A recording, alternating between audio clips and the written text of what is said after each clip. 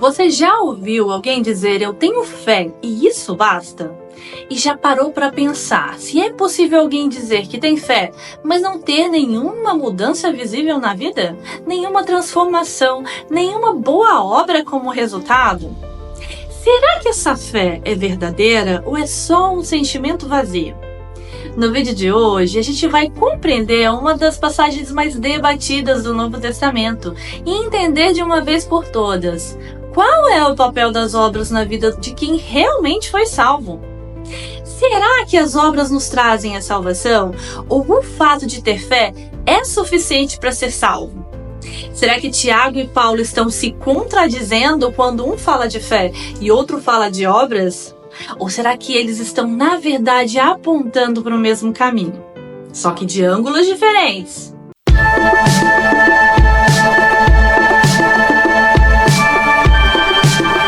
Olá, questionadores! Sejam muito bem-vindos ao meu canal. Eu sou a Gabriela do Penso Logo Questiono e a conversa hoje é sobre fé pelas obras. Como entender sua importância na vida do cristão sem esquecer que pela graça somos salvos. Fica comigo até o final, porque essa conversa pode mudar a forma que você enxerga a questão da salvação e das obras, ok? Vamos começar com o que está escrito lá em Tiago, no capítulo 2, versículo 18. Ele diz nesse diálogo: tu tens fé e eu tenho obras. Mostra-me essa tua fé sem as obras, e eu com as obras te mostrarei a minha fé. Parece até que ele está desafiando alguém, não é? É como se ele dissesse: você fala que crê, então me prove sem fazer nada. Eu vou te provar a minha fé, vivendo o que eu creio. E é exatamente isso que ele está fazendo, mostrando que fé verdadeira não é invisível, não é um sentimento vago, mas algo concreto, palpável, visível nas atitudes. Mas aqui vai o alerta: muita gente usa esse texto fora de contexto e começa a ensinar que boas obras podem salvar. E é aí que mora o perigo. Por isso, a gente vai analisar hoje com calma como Tiago e Paulo, mesmo com ênfases diferentes, estão dizendo a mesma coisa. E o mais importante, o que Deus espera de nós depois da salvação. Primeiro, precisamos entender a base. A salvação é pela graça. Isso está bem claro em Efésios capítulo 2, versículos 8 e 9. Porque pela graça sois salvos, por meio da fé, e isso não vem de vós, é dom de Deus. Não vem das obras, para que ninguém se glorie. Ou seja, a salvação é um presente. Você não comprou, não conquistou, não mereceu. Deus te deu pela fé.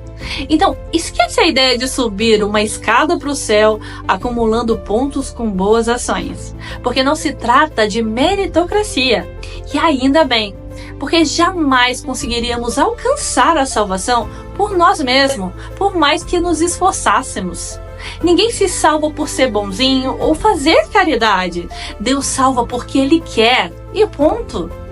Mas aí vem o que muita gente ignora, o versículo 10. Ele diz que fomos criados em Cristo Jesus para as boas obras. Não fomos salvos por elas, mas fomos salvos para elas. E isso muda tudo. Ficou confuso?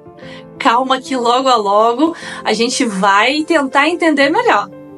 Olha que interessante. Quando Paulo fala que somos salvos pela graça, ele logo emenda dizendo que fomos criados em boas obras, que Deus mesmo preparou para nós.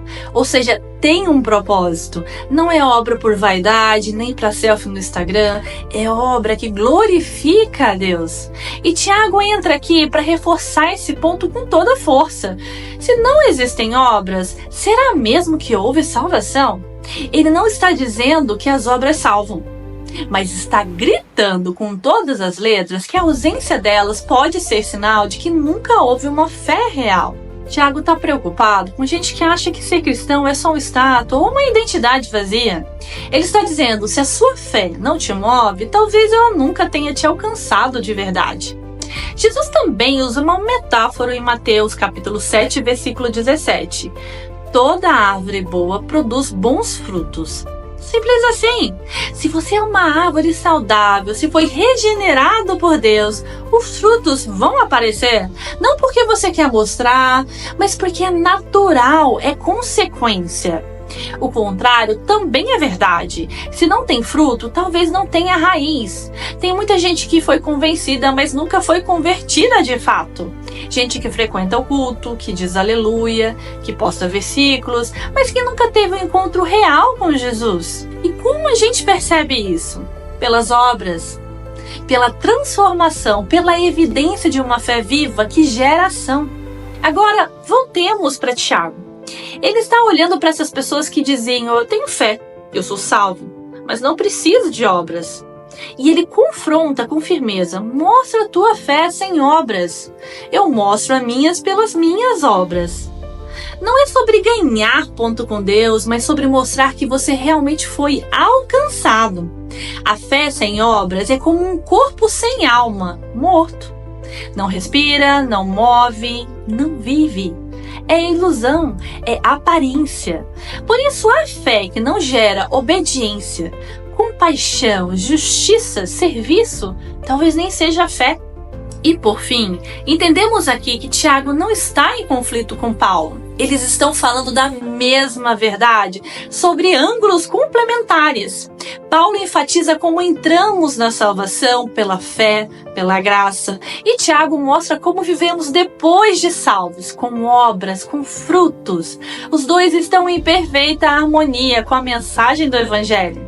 As obras não são o caminho que leva à salvação, mas são os passos naturais de quem já chegou lá. É como respirar. Você não respira para provar que está vivo. Mas se você não respira, a vida pode não estar ali. Então, não subestime as obras. Elas não são a causa da sua salvação, mas são a prova viva de que Deus agiu no seu coração. Então, depois de tudo isso, me responda: sua fé tem te transformado? Ou ela é só uma ideia interessante que não gerou resultado algum em sua vida? O que os outros enxergam quando olham para você, para o seu proceder ou para suas ações? A fé verdadeira, ela produz fruto. Fé verdadeira gera obediência. Fé verdadeira se manifesta em amor, em justiça, em serviço. Se essas coisas não estão aí, talvez seja o momento de repensar tudo. Porque Deus não te salvou para você ficar parado. Ele te chamou para andar em boas obras. Caminhe nelas. Viva a fé que você diz ter. Porque a fé que não transforma nunca salvou ninguém. Se isso faz sentido para você, compartilhe com alguém que precisa ouvir essa verdade. E se ainda não se inscreveu no canal, aproveite agora mesmo. Muito obrigada por ficar comigo até o final. Fique com Deus. Abraços. Tchau, tchau.